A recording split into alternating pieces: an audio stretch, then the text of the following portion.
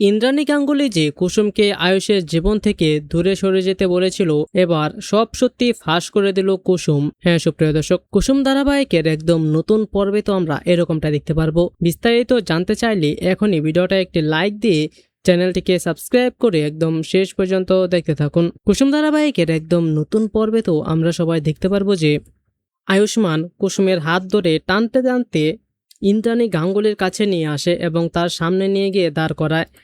আর তারপর আয়ুষ্মান কুসুমকে বলতে থাকে যে, কুসুম, তুমি এখন তোমার দেবী মা, তোমার ঈশ্বরের সামনে দাঁড়িয়ে আছো, এবার তুমি বলো যে তোমার কি চাই।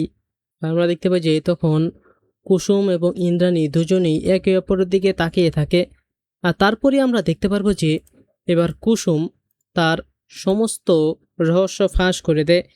আসলে কুসুম যে ইন্দ্রাণী গাঙ্গুলির কাছ থেকে 15 দিনের সময় নিয়েছে এবং তার মধ্যে আয়ুষ্মানের জীবন থেকে সে চিরতরে চলে যাবে এ কথা দিয়েছে, এই সমস্ত কথা সে আয়ুষ্মান সহ বাড়ির সবাইকে জানিয়ে দেয়।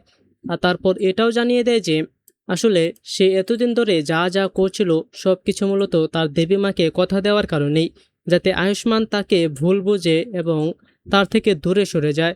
এই জন্যই সে এই সমস্ত কিছু করছিল। তার এই সম্পত্তির প্রতি কোনো লোভ নেই, তার কোনো সম্পত্তি কোনো কিছুই চায় না, সে সমস্ত কিছু অভিনয় করছিল।